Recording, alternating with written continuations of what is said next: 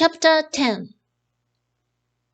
Hey, baby, do you still wet the bed at night? Sara felt angry as she watched them mocking Donald. Too shy to interfere, she tried to look away and notice what was going on. They think they are so smart, Sara murmured under her breath. They are just plain mean. A couple too cool to be alive boys from her classroom, who were almost always seen together, were making fun of Donald, a new boy who had only been in the classroom a couple of days. His family had just moved into town and was renting the old rundown house at the end of the street that Sara lived on. The house had been empty for months, and Sara's mother was happy to see someone finally moving in.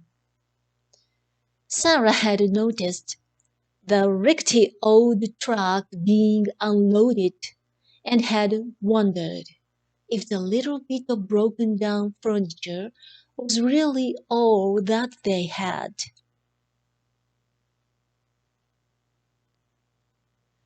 It's hard enough to be new in town and not know anyone, but to have these bullies picking on him already, well, that was just too much. Standing there in the hallway, watching Lynn and Tommy deliberately making Donald feel bad, Sara's eyes filled with tears. She remembered the outburst of laughter in her classroom yesterday, when Donald was asked to stand to be introduced to his new classmates. And when he stood up, he was clasping a bright red plastic pencil box. Sara admitted it wasn't the coolest thing to do. More appropriate for kids her little brother's age. But she certainly didn't believe that it deserved this kind of humiliation. Sara realized that had been the critical turning point for Donald.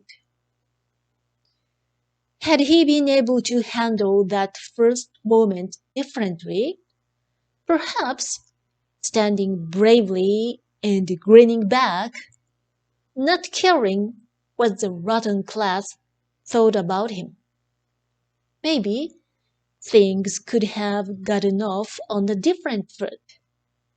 But that wasn't to be. For Donald, embarrassed and truly frightened, slumped into his chair, biting his lip. Sara's teacher had reprimanded the class, but that really made no difference at all. The class didn't seem to care what Mr. Jorgensen thought of them. But Donald surely did care what the class thought of him. When he left the classroom yesterday, Sara had seen him drop his bright new pencil holder into the wastebasket by the door. Once Donald was out of sight, Sara had retrieved his ill-chosen trinket and had stuffed it into her school bag. Sara watched as Tommy and Lynn went down the hallway. She listened to hear them clumping down the stairs. She could see Donald in front of his locker, just standing there, staring into it, as if There must be something in there that would make things better somehow.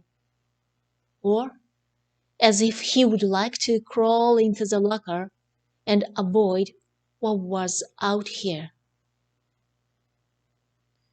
Sara felt sick to her stomach. She didn't know what to do, but she wanted to do something to make Donald feel better. After looking down the hallway to make sure the bullies were really gone, she pulled the red box from her bag and hurried toward Donald, who was now fussing around with his books in an ill-at-ease attempt to regain his composure. "Hey, Donald, I saw you drop this yesterday," Sara said simply. "I think it's neat. I think you should keep it." "No, I don't want it." Donald snapped back. Shocked, Sara stepped back and mentally tried to regain her balance.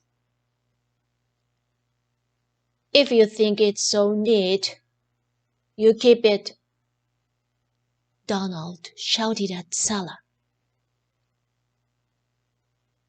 Quickly stuffing it back into her bag, hoping no one had seen or heard this embarrassing exchange, Sara hurried into the schoolyard and headed home.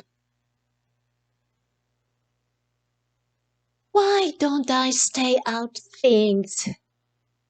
Sara scolded herself. "Why don't I learn?"